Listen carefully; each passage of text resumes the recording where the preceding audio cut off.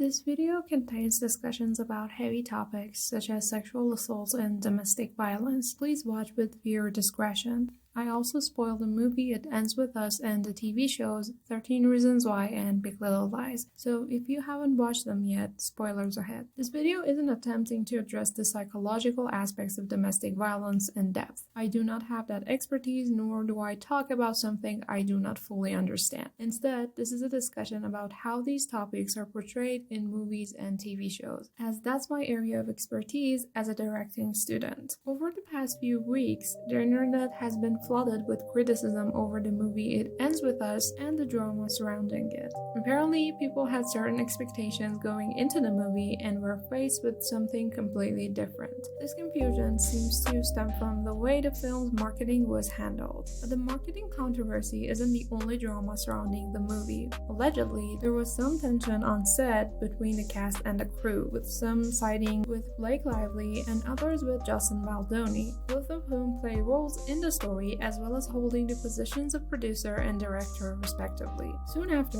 people began noticing differences in the interviews Blake and Justin were giving. Blake was reportedly downplaying some of the more serious topics in the movie, making it seem like something it's not. After watching many of Blake's interviews, I can understand where this criticism is coming from. Blake Lively has tried to convey in many interviews that this movie is about multiple things and not solely focused on one issue. While that may be true and valid from a technical standpoint, this approach doesn't always translate into a great story. Movies have limited time to tell their stories, and every second counts. Unlike novels, which can spend pages exploring a single scene, films need to prioritize what they show. Movies and novels require different approaches. With limited screen time, a film needs to focus on its core themes. That's why book-to-movie adaptations often have to cut scenes that don't directly contribute to the main narrative. If a film tries to cover too many topics, it risks spreading itself too thin, resulting in disjointed storytelling or half-developed subplots. In the case of It Ends With Us, the story involves Lily Blossom Bloom, a woman who wants to open a flower shop. This desire doesn't have any meaningful impact in the story. It's more of an aesthetic element.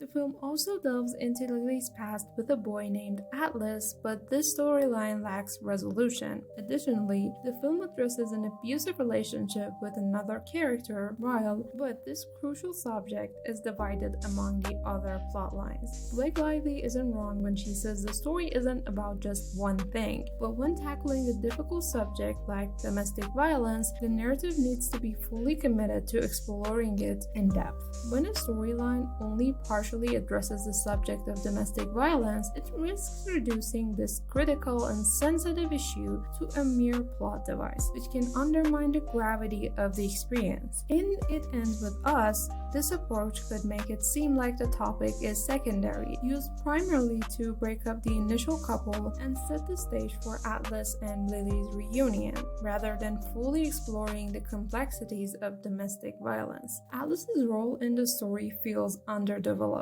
For instance, he has a scene where he initiates a physical fight with Ryle, which raises concerns, especially considering Lily's traumatic past. While the story touches on domestic violence, it does so in a way that feels incomplete. Covering difficult topics in stories is always challenging. We need to stay true to the fact while also telling a compelling narrative. We have to send a message. But what kind of message does a movie with domestic violence branded as a romance convey? Does it suggest that romance is the solution to such a difficult situation? The genre of the story might be one of my biggest issues with this movie.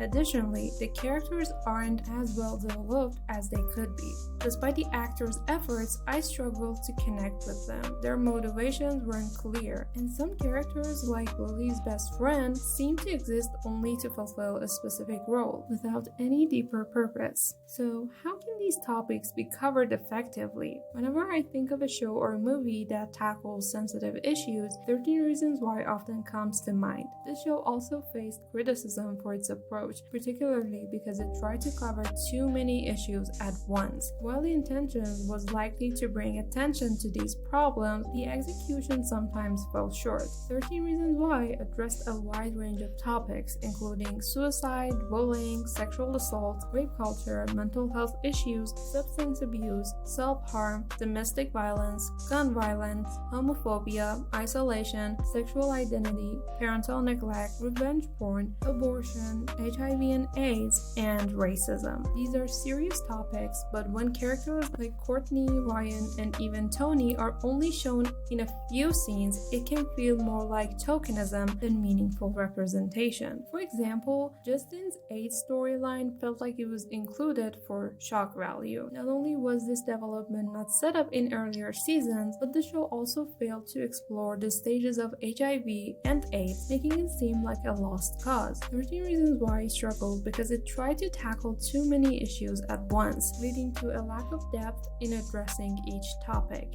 This approach, while ambitious, may have contributed to confusion or a lack of clarity in conveying the show's messages. For example, the show missed opportunities to explore how sexual assault victims cope with their trauma or how families deal with the grief of losing a loved one to suicide. I personally wanted to see more of the Baker's struggles or Jessica's experiences, as they resonated with my own. However, aside from a few scenes in the first season, these storylines were not fully developed. So, is there a show that effectively tackled hard topics? I believe Big Little Lies serves as a better example. This show also deals with issues like sexual assault and domestic violence, but it does so with more focus and nuance. While the show isn't perfect and it has many flaws, it manages to keep each storyline centered on one or two core issues. Big Little Lies has multiple characters and perspectives, but the main focus is on Celeste, played by Nicole Kidman, Jane, played by Shailene Woodley, and Madeline, played by Reese Witherspoon. Each of these women face dark challenges in their lives. Jane, for instance, is haunted by a traumatic past and is trying to start fresh. Midway through the show, it's revealed that her son Ziggy was conceived during a sexual assault. Jane doesn't remember the man responsible, but she's tormented by recurring dreams of confronting him. This storyline is primarily focused on Jane's trauma. She is not a one-dimensional character. She's a mother, a friend, a supporter, but she's also a victim.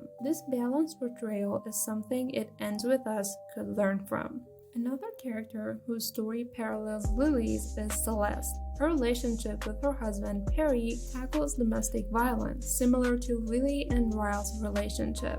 Perry is extremely aggressive, leading to both verbal and physical confrontations with Celeste. These altercations often result in aggressive sexual encounters, which both characters seem to desire. This aspect adds layers of complexity to their relationship, highlighting the deeply troubling nature of their interactions. Big Little Lies does a better job by focusing each storyline on one or two key issues. Perry and Celeste's abusive relationship is portrayed in a way that makes it clear Perry's behavior is unacceptable while allowing us to deeply sympathize with Celeste. The writer's decision to show Celeste sometime responding to the abuse adds a layer of realism without diminishing our empathy for her situation. Moreover, the presence of a therapist in Celeste's storyline underscores the importance of seeking professional help, something that is handled with care in the narrative. This approach is more effective than the way It Ends With Us or 13 Reasons Why handles its storylines. In conclusion, while Big Little Lies isn't perfect and it has many flaws, it does a better job of portraying an abusive and violent relationship than It Ends With Us. I appreciate that It Ends With Us avoids giving Ryle a redemption arc, as that would have undermined the serious nature of his actions. However, I feel that Alice's role in the narrative could have been more meaningful. His character seemed underdeveloped given the weight of the story's central themes. Ultimately, the problem lies in how the story explores these themes. The film could have utilized its screen time more effectively. I hope that the book's fans won't be too upset with me for saying this, but perhaps if Alice's role in the present had been smaller, we could have seen more of Lily's struggles and the challenges she faced during the difficult time in her life. I also would have loved to see her seek professional help